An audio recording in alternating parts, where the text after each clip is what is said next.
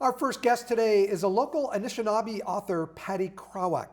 Her new book, Becoming Kin An Indigenous Call to Unforgetting the Past and Reclaiming the Future, is gathering attention across the country. It tackles settler and Indigenous history, myth, identity, and spirituality in an engaging and also informative way. Patty, let's begin with the choice of the title, Becoming Kin. What do you mean by that? I mean, we know what kin means, but what do you mean in context of the book? Well, it's about thinking through our relationships to each other and we often talk about how, we're all we're all one human race. We're all one people. But what does that mean? What does that mean when we live in a world full of inequity, full of, racial, social, gender, all these different hierarchies that we live in? So how do we shift that relationship? That was the question that my editor first posed to me, was what do Indigenous relationships and ideas about kinship have to teach this society that we live in, where we're all just kind of atomized into, our small fractured selves, and these families that just kind of get moved around the country according to the way business needs them to be, wherever the jobs are. So how do we rethink our relationships with each other? And kinship is just such a much more expansive way of thinking about those relationships. In my eyes as well, kinship is important for truth and reconciliation, because non-Indigenous people like myself have to become kin in a more effective way with Indigenous people to have this truth and reconciliation. Am I right on that? Yes, because that's what it is. Kinship has different levels of responsibility, right? Like your relationship with your brother is different than your relationship with an aunt. And so what are our relationships going to look like? Too often the relationship has been very paternal. The great white father is going to save the poor, the poor Indians and their plight. We always have a plight, And so this is much more about, this equal footing. Well, what is the good news, from a Christian point of view, that Indigenous people may have for the church or for people who don't even think of themselves as Christian anymore? What do we have to offer as opposed to always needing help? And really our communities are rebuilding, I think Jeremy Dutcher talked about us being in a real Indigenous renaissance. And so sometimes kinship means taking responsibility for the stuff that's yours. And so that's a large part of what the book does, is it revisits this history so that settlers, newcomers, so that they can think through, what are our responsibilities to this mess we've made? What do we have to clean up and to take ownership for? And what relatives do we have that maybe we don't want to claim? I work a little bit with Alexis Shotwell's work about claiming unwanted kin. And so that's, the white supremacists and the far right, that everybody wants to say we're not like them. But if you look through Canadian history, it's uncomfortably familiar. A lot of Canadian history does focus on spirituality when you talk about the settlers coming to Canada and trying to convert Indigenous people. And do you feel, and this is something that I've been thinking about recently, as we're becoming less of a Christian country with the immigration that has continued to happen and other faiths coming to Canada, does that make the cause of, I guess, reclaiming your own identity a little bit more palatable, a little bit easier?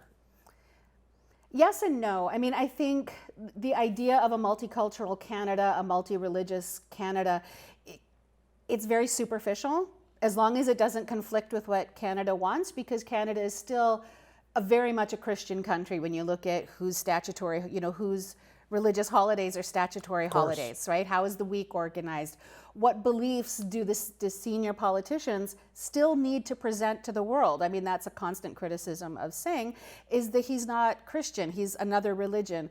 And so as long as we're operating kind of in small, unthreatening ways, it's okay. And as long as, Christianity still kind of remains in control, and that's part of the problem. You bring up another great point right there. September 30th is the National Day for Truth and Reconciliation, but it's not a national holiday. Would you like to see it a national holiday?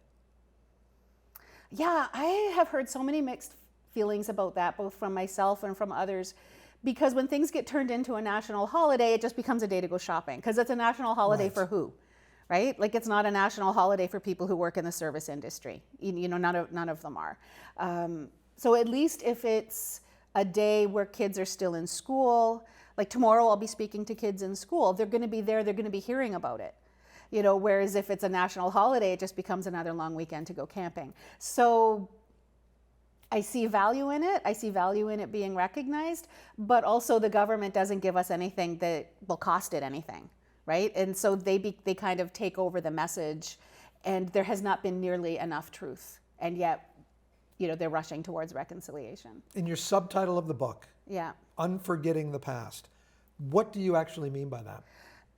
Unforgetting the Past is about telling the truth about our histories, because we have always known that the West was settled in really horrific ways.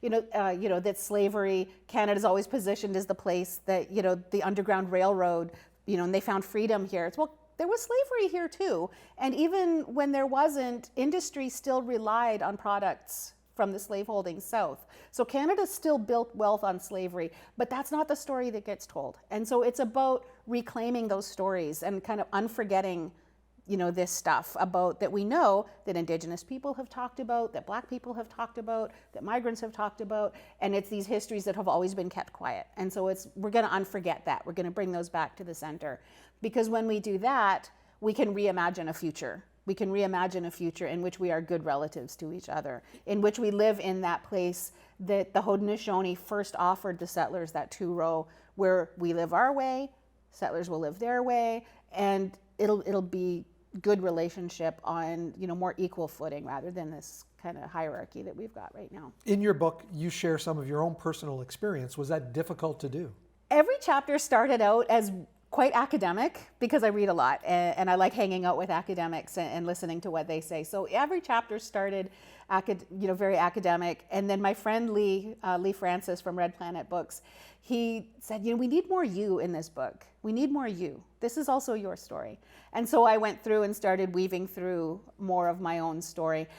And it is a little bit scary, because this is my story and this is my family's stories that are leaving. This is going to be talked about in book clubs, where I won't be there to say, right, that's not exactly what I meant. Or it is a little bit scary to put myself out there. A friend of mine commented that I was very brave. And I was like, ooh, I hadn't thought about that.